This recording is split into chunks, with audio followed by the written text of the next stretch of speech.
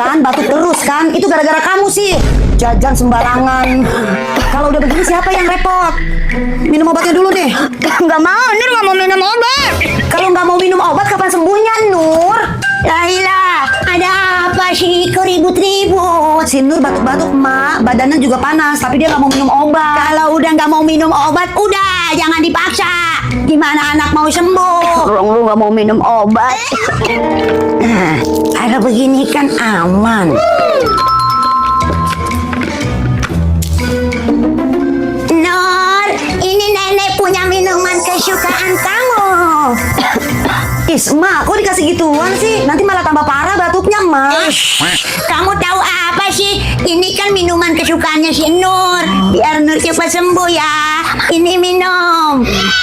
Si nenek, ini emang minuman kesukaan Nur.